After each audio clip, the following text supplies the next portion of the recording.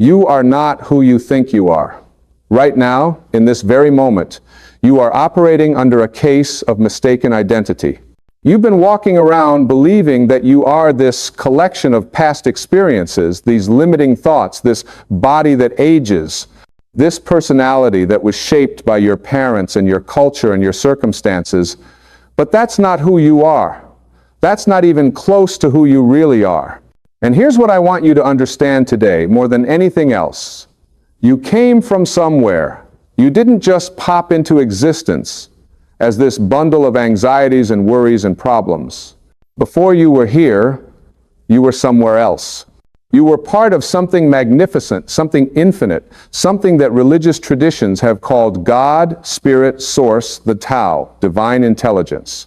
Call it whatever feels right to you, but understand this. You came from that. You are still connected to that. You never stopped being part of that. Think about it for just a moment.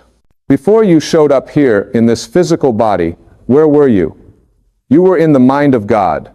You were pure potential, pure consciousness, pure love. You were everything and nothing all at once. And then something miraculous happened.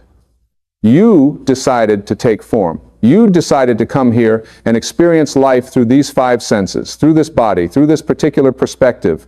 But here's what happened along the way. You forgot. You forgot who you really are. It's like you went to sleep and started having this dream. And in the dream, you became so convinced that the dream was real that you forgot you were dreaming. You forgot that you're the dreamer. You started identifying with the character in the dream instead of remembering that you're the consciousness behind it all. This forgetting, this amnesia, it starts the moment we arrive here. We come into this world remembering everything, connected to everything, and then slowly, gradually, the world begins to teach us to forget. Our parents, with all their love and good intentions, start telling us who we are. You're shy. You're clumsy. You're not good at math. You're just like your father. And we believe them because we trust them. Teachers tell us what we're capable of. Society tells us what's possible and what isn't. Friends tell us what's normal and what's weird. And layer by layer, like sediment settling on the bottom of a river, these beliefs cover up the truth of who we really are. By the time we're adults, most of us are so buried under these false beliefs that we can't even remember what it feels like to be free. We can't remember what it feels like to be unlimited. We've traded our divine inheritance for a mess of pottage, as the old saying goes. We've accepted this small, limited version of ourselves, and we wonder why we feel unfulfilled, why we feel like something's missing, why we wake up in the middle of the night with this aching sense that there must be more to life than this. But I'm here to tell you today that you can remember. You can access what I call the memory of God. You can reconnect with the truth of who you really are. And it's not as hard as you might think. In fact, it's the most natural thing in the world because you never actually disconnected from Source. You only thought you did. You only believed the story that you were separate, that you were alone, that you were just this tiny speck of dust in a vast, uncaring universe. The memory of God is available to you right now. It's not something you have to earn. It's not something you have to be worthy of. It's your birthright. It's who you are. It's like asking a wave to remember the ocean. The wave never stopped being the ocean. It just had a temporary experience of being a wave. So how do you access this memory? How do you remember who you really are? It starts with recognizing the false beliefs that have covered up the truth. It starts with questioning every single thing you've been taught to believe about yourself. When you hear that voice in your head saying, "I'm not good enough," stop and ask, is that true? Is that really who I am? Or is that something I learned? When you feel limited, when you feel stuck, when you feel powerless, stop and ask, is this the truth of my being? Or is this just a story I've been telling myself? Because here's what I know for sure. You are not your thoughts. You are the awareness that notices the thoughts. You are not your emotions. You are the consciousness that experiences the emotions. You are not your body. You are the infinite spirit that is temporarily expressing itself through this body. And when you begin to identify with your true nature, instead of these temporary, changing aspects of your experience, everything shifts. Let me tell you something about where you came from. In that place, in that dimension of pure consciousness, there is no judgment. There is no comparison. There is no lack. There is no fear. There is only love, only creativity, only infinite possibility. That's your natural state. That's the environment you emerged from. And every single time you feel peaceful, every time you feel joyful for no apparent reason, every time you feel connected to something greater than yourself, you're remembering, you're accessing the memory of God. Children are still close to this memory. Have you ever watched a young child, maybe 2 or 3 years old, completely absorbed in play? They're not worried about the future. They're not replaying the past.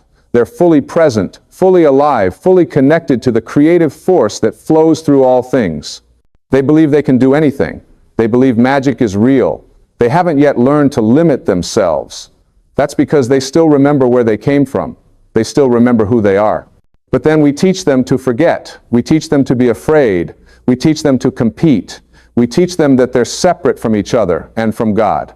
And by the time they grow up, they've lost that connection just like most of us did. But it doesn't have to stay that way. You can wake up. You can remember. One of the most powerful ways to access this memory is through silence. In our world, we're addicted to noise, to stimulation, to constant input. We fill every moment with music, with television, with social media, with talking, with thinking. We're terrified of silence because in silence, we might have to face ourselves. We might have to feel what we've been running from. But silence is where God speaks. Silence is where you remember. When you sit in silence, even for just a few minutes each day, you begin to notice something. You begin to notice that beneath all the chatter of your mind, beneath all the noise of the world, there's a presence. There's a stillness. There's a peace that has always been there, waiting for you to notice it.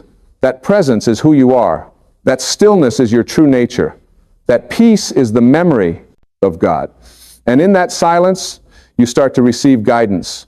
You start to hear that still, small voice that has been trying to get your attention your whole life.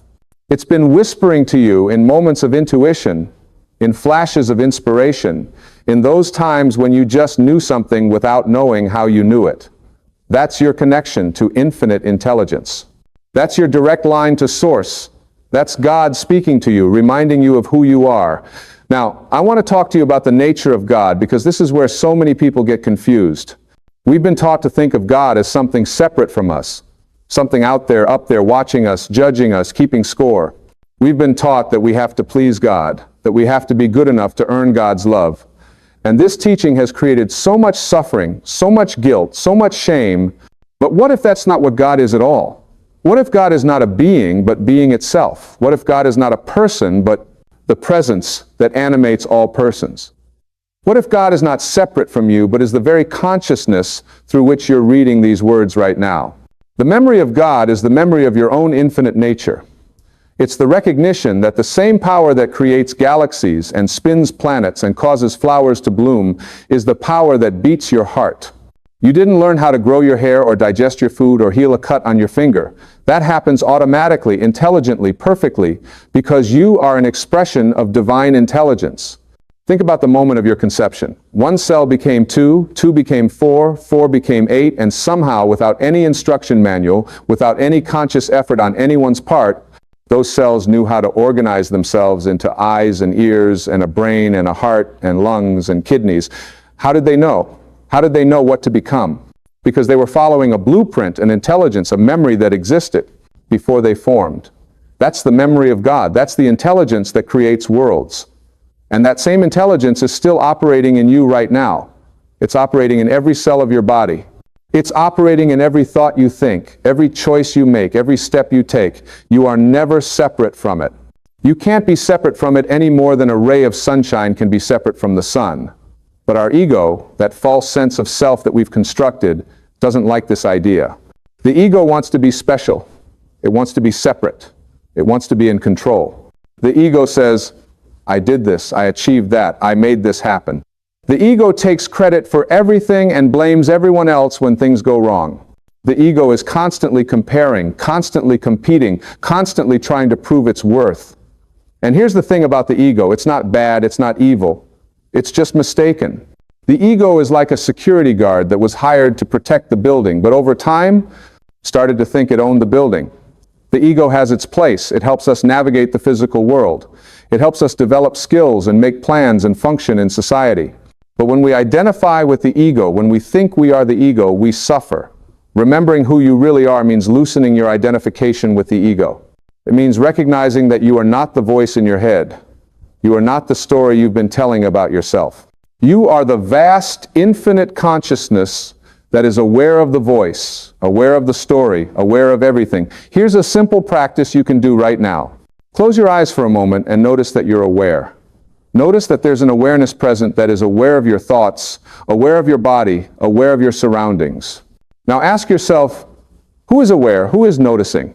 You might think, I am, but then ask, who is the I that is aware? Keep going back. Keep following the awareness back to its source, and you'll discover something amazing. You'll discover that there's no separate you doing the awareness. There's just awareness itself, pure consciousness. And that consciousness is not personal. It's universal. It's the same consciousness that looks out through every pair of eyes, that experiences itself through every living being. This is the memory of God. This is the recognition that we are all one. Not metaphorically, not poetically, literally. We are all expressions of the same infinite consciousness, the same divine source, having different experiences, playing different roles, but never, ever separate. When you truly understand this, your whole life changes. You stop judging others because you realize they're you. You stop competing because you realize there's no one to compete with. You stop feeling lack because you realize you're connected to infinite abundance. You stop feeling afraid because you realize that your true self, your consciousness, can never be harmed, can never die, is eternal. Let me tell you about death for a moment, because this is where the memory of God becomes so important. We've been taught to fear death, to see it as the end, as the ultimate tragedy. But what if death is just another transformation? What if it's simply the shedding of this physical form and a return to pure consciousness, to the source from which we came? When you remember who you really are, death loses its sting. Oh, you'll still feel grief when someone you love dies. You'll miss their physical presence. But you'll also know with absolute certainty that they haven't gone anywhere. They've just changed form. The consciousness that animated them, the spirit that you loved, is eternal. It existed before they were born, and it continues after they die. And the same is true for you. You are eternal. You have always existed, and you will always exist. This lifetime, this particular expression of you, is just one chapter in an infinite book. And when this chapter ends, there will be another, and another, and another, because consciousness doesn't end. Energy doesn't disappear, it only transforms. Now, I want to talk about how to live from this place of remembering, because it's one thing to have a spiritual experience, to have a moment of awakening where you remember who you are. But it's another thing entirely to live from that place consistently, to make choices from that awareness, to let that truth guide your daily life. The first thing that happens when you start to remember is that you stop living according to other people's expectations. You stop trying to please everyone. You stop seeking approval from outside yourself, because you realize that the only approval you need comes from your own connection to Source. You realize that you came here with a purpose, with gifts to give, with a unique expression to offer the world, and no one else can tell you what that is. You start to trust yourself. You start to trust your intuition. When something feels right, you do it, even if it doesn't make logical sense. When something feels wrong, you don't do it, even if everyone is telling you that you should. You start to follow the guidance that comes from within, from that still, small voice that knows the way. And you start to see that life is supporting you. You start to notice synchronicities, coincidences that aren't coincidences at all. The right person shows up at the right time. The book you need falls off the shelf. The job opportunity appears out of nowhere. When you're aligned with your true nature, when you're living from the memory of God, the entire universe conspires to support you, because you're not separate from the universe. You are the universe expressing itself as you. This doesn't mean life becomes easy. It doesn't mean you won't face challenges, but it means you face those challenges differently. Instead of seeing them as problems, you see them as opportunities. Instead of asking, why is this happening to me? You ask, what is this teaching me? How is this helping me grow? How is this helping me remember even more of who I am? You also start to see everyone you meet as a teacher. Everyone who comes into your life is there to show you something about yourself. The people you love are reflecting back to you your own capacity for love. The people who irritate you are showing you where you still have work to do, where you're still holding on to judgments and expectations. Even the people who hurt you are your teachers, showing you where you need to heal, where you need to set boundaries, where you need to love yourself more, and you start to forgive. Oh, this is such an important part of remembering. You can't access the memory of God while you're holding on to resentment, while you're nursing old wounds, while you're keeping score of who did what to whom. Forgiveness is not about condoning bad behavior. It's not about saying that what happened was okay. Forgiveness is about releasing your attachment to the past so that you can be fully present now. When you forgive, you're not doing it for the other person. You're doing it for yourself. You're freeing yourself from the prison of your own resentment. And here's the secret. Forgiveness becomes easy when you remember who you really are. Because when you understand that we're all one, when you understand that the person who hurt you was acting from their own pain, their own forgetting, their own disconnection from source, compassion arises naturally. You can see them not as a villain, but as a lost soul, as someone who forgot who they really are, just like you did. And you also forgive yourself. This might be the most important forgiveness of all. Most of us are walking around carrying so much guilt, so much shame, so much self-judgment. We replay our mistakes over and over. We beat ourselves up for things we did years ago. We tell ourselves we're not good enough, we're not worthy, we're broken. But from the perspective of Source, from the memory of God, there are no mistakes. There are only experiences. There are only opportunities to learn and grow and remember. The you that did whatever you're feeling guilty about was doing the best they could with the level of consciousness they had at the time. Can you extend compassion to that version of yourself? Can you see them with love instead of judgment? When you forgive yourself, you free up enormous amounts of energy. All the energy you've been using to hold yourself hostage to the past suddenly becomes available for creating your future. And you create differently when you're coming from a place of self-love instead of self-judgment. Let me talk to you now about abundance, because this is an area where forgetting who we are causes so much suffering. We've been taught that there isn't enough. We've been taught that we have to compete for resources, that someone else's success means less for us, that we have to grab and hoard and protect what's ours. But this is a lie. This is the ego's perspective. From the perspective of Source, from the memory of God, there is infinite abundance. The universe is not stingy. Look at nature. How many leaves are on a tree? How many grains of sand on a beach? How many stars in the sky? Nature doesn't operate from scarcity. Nature is wildly, extravagantly abundant. And you are nature. You are an expression of the same creative force that produces billions of galaxies and trillions of life forms. Why would that force suddenly become stingy when it comes to your life? Why would infinite intelligence create you and then withhold from you what you need to thrive? The truth is, you live in an abundant universe, and you have access to that abundance right now. But you can't access it while you're operating from a mindset of lack, while you're focused on what you don't have, while you're comparing yourself to others and feeling jealous or resentful. Abundance flows to you when you recognize that you are already abundant. When you focus on what you're grateful for instead of what you're missing. When you celebrate other people's success instead of feeling threatened by it. When you give freely instead of holding on tight. Because giving is proof that you trust the universe to provide. Giving is proof that you know you're connected to an infinite source. And here's something beautiful that happens when you start to remember who you are. You stop wanting so much. Not because you're depriving yourself, but because you realize that your happiness doesn't depend on external things. You realize that the deepest joy comes from within, from your connection to Source, from expressing your true nature. You still enjoy nice things, you still appreciate beauty and comfort and pleasure, but you're not attached to them. You don't need them to feel complete. You're already complete. You're already whole.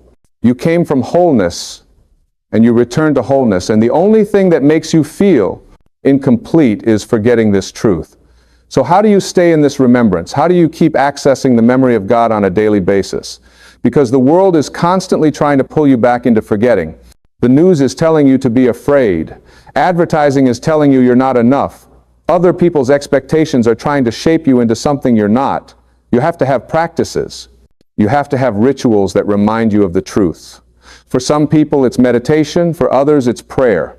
For others, it's time in nature, or creative expression, or movement, or service. Find what works for you, what connects you to that deeper truth, and do it every single day. Make it non-negotiable. And surround yourself with reminders. Read books that uplift you. Listen to music that opens your heart.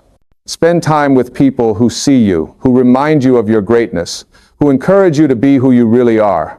Limit your exposure to things that make you feel small, afraid, or disconnected. Pay attention to your thoughts. Notice when you're thinking thoughts that are not aligned with your true nature. When you catch yourself thinking, I can't do this, or I'm not worthy, or life is hard, stop and ask, is this the voice of my true self, or is this the voice of my conditioning? Is this the memory of God, or is this the forgetting? And then choose a different thought. Choose a thought that is aligned with truth. I am capable of anything because I am connected to infinite power. I am worthy because I am an expression of the divine. Life is supporting me in ways I can see and ways I cannot yet see. You have more power than you realize. Your thoughts create your reality, not because of some magical thinking, but because your thoughts determine where you put your attention. And where you put your attention determines what you perceive, and what you perceive determines how you feel, and how you feel determines what actions you take, and the actions you take determine your results. When you think thoughts that are aligned with your true nature, you perceive opportunities instead of obstacles. You feel empowered instead of victimized. You take inspired action instead of forcing and struggling. And the results you get reflect back to you the truth of who you are, a powerful, creative, unlimited being. Let me tell you something else that happens when you remember. You stop taking life so seriously. You start to see it as a play, as a game, as an adventure. You realize that you're here to experience, to create, to express, to grow, but not to suffer. Suffering comes from resistance, from arguing with reality, from thinking things should be different than they are. When you align with Source, you align with what is. You accept the present moment as it is, not because you're passive or resigned, but because you understand that this moment is exactly what you need for your growth. You trust that life knows what it's doing. You trust that everything is unfolding perfectly, even when it doesn't look that way to your limited human perspective. And from that place of acceptance, you have the power to change what you want to change. Because acceptance doesn't mean you don't take action.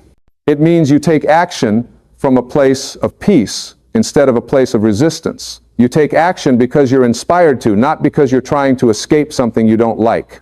This is living in the flow. This is what it means to be in the world but not of the world. You participate fully in life, you engage, you care, you contribute, but you're not identified with the outcomes. You do your best and then you release it. You plant seeds and trust that they'll grow in their own time, in their own way, and you start to see miracles everywhere. Not because God is intervening and doing special things for special people, but because you're finally awake enough to see what's been happening all along.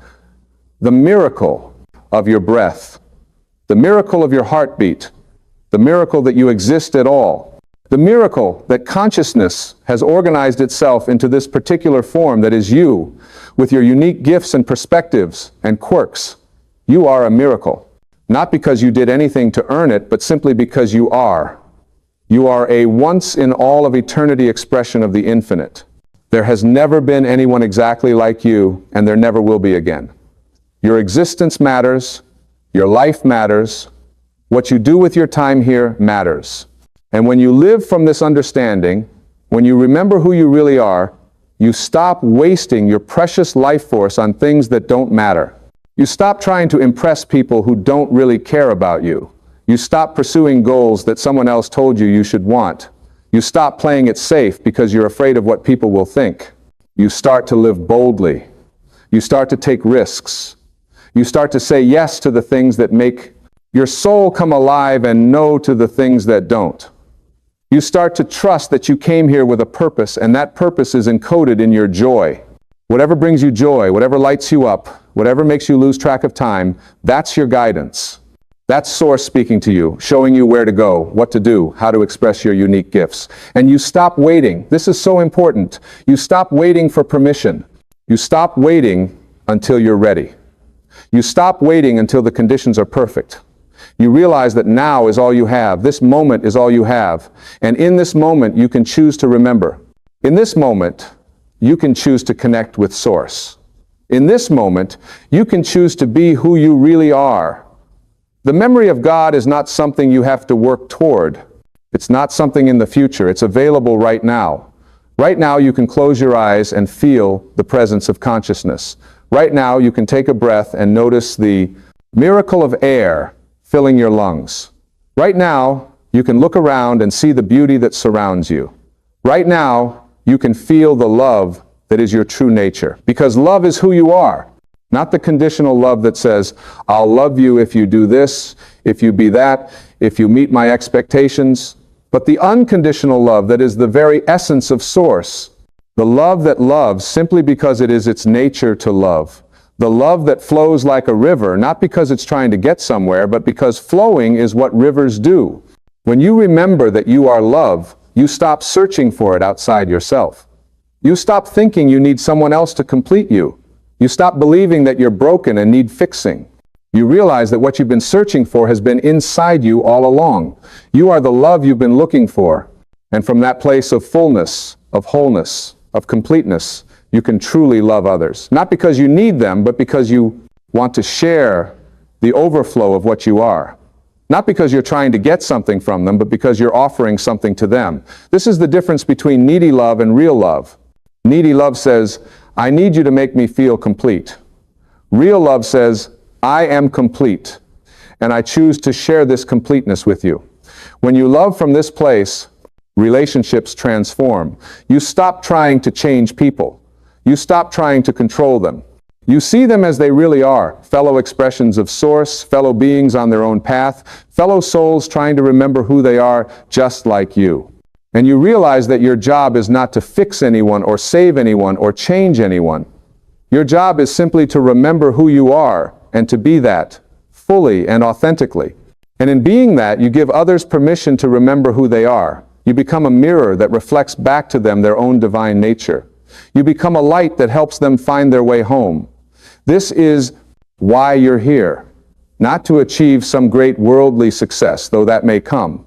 Not to accumulate wealth and status and fame, though those things are fine if they arrive.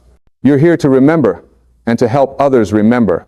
You're here to wake up from the dream of separation and to realize the truth of oneness.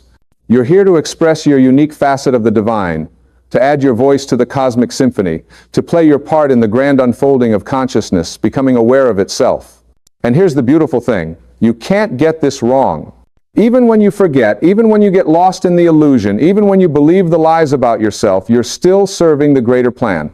Because those experiences of forgetting make the remembering all the sweeter. Those experiences of darkness make you appreciate the light. Those experiences of separation make you cherish the connection. It's all part of the play. It's all part of the experience. Source wanted to know itself, so it created infinite forms, infinite perspectives, infinite ways of experiencing reality. You are one of those ways. Your life, with all its ups and downs, with all its joys and sorrows, with all its successes and failures, is Source experiencing itself through you. So stop judging your life. Stop thinking you should be further along. Stop comparing yourself to others. You are exactly where you need to be. You have experienced exactly what you needed to experience. Everything in your past has brought you to this moment, to this awakening, to this remembering, and now you get to choose. You get to choose whether to keep living from the place of forgetting or to live from the place of remembering. You get to choose whether to keep identifying with your small self or to identify with your infinite self. You get to choose whether to keep playing small or to step into the fullness of who you are. The memory of God is calling to you. It's been calling to you your whole life. In every moment of beauty that took your breath away. In every moment of connection that made you feel less alone. In every moment of inspiration that sparked your creativity. In every moment of peace that settled over you like a warm blanket. Those were moments of remembering. Those were glimpses of your true nature. And now I'm inviting you to make that remembering constant instead of occasional. I'm inviting you to live from that place, to make choices from that place, to see yourself and others from that place. I'm inviting you to come home to yourself. to come home to source, to come home to the truth that you are loved, you are worthy, you are enough, you are infinite, you are eternal, you are divine. This is not arrogance, this is not ego, this is the simple truth. You are a beloved child of the universe. You are an essential expression of the one consciousness that creates and sustains all things. You matter. Your life matters. What you do matters. So live like it matters. Live like you are who you really are. Live like you remember where you came from and where you're going. Live like you're connected to infinite wisdom, infinite power, infinite love, because you are. You always have been, you always will be. The memory of God is your memory. It's the memory of your true home, your true nature, your true self. And every time you touch that memory, every time you connect with that truth, you bring more light into this world. You help raise the consciousness of the entire planet. You help others remember who they are. This is your purpose. This is why you're here. Not to be perfect, not to have all the answers, not to never make mistakes, but to remember and to keep remembering, to wake up and to help others wake up, to love and to be love. And as you go forward from this moment, I want you to carry this knowing with you. In every situation you face, ask yourself, what would I do if I remembered who I really am? How would I respond if I knew I was an infinite, powerful, loving being? What choice would I make if I trusted that the universe is supporting me? And then do that, be that, live that. Not perfectly, not every single moment, but more and more often, little by little, step by step, choice by choice. Because every time you choose from your higher self instead of your ego, you strengthen that neural pathway. Every time you choose love instead of fear, you make it easier to choose love next time. Every time you choose to remember instead of forget, you become more awake, more conscious, more alive. This is the path. This is the way, and you don't walk it alone. You walk it with Source itself flowing through you, guiding you, supporting you, loving you. You walk it with countless other souls who are also remembering, also awakening, also finding their way home. And one day, when this lifetime is complete, when you shed this physical form and return to pure consciousness, you will look back on this moment, on this remembering, and you will smile. You will see how perfect it all was. How everything fit together, how every challenge was an opportunity, how every person was a teacher, how every moment was exactly what you needed. But you don't have to wait until then. You can see it now. You can know it now. You can live from that perspective now. The memory of God is not a memory of the past. It's the present moment awareness of who you have always been and who you will always be. You are not a human being having a spiritual experience. You are a spiritual being having a human experience. You are not a drop in the ocean. You are the entire ocean in a drop. You are not separate from God. You are the way God is expressing itself right here, right now, in this particular time and place. Remember this. Remember who you are. Remember where you came from. Remember that you are loved beyond measure, that you are supported beyond your wildest dreams, that you are capable of things you can't even comprehend yet. Remember and live from that remembering. Remember and share that remembering with others. Remember and watch as your entire life transforms from the inside out. The memory of God is your inheritance. Claim it. The truth of your being is magnificent. Own it. The power that creates worlds is flowing through you right now. Use it. You are not who you thought you were. You are so much more. And it's time to remember.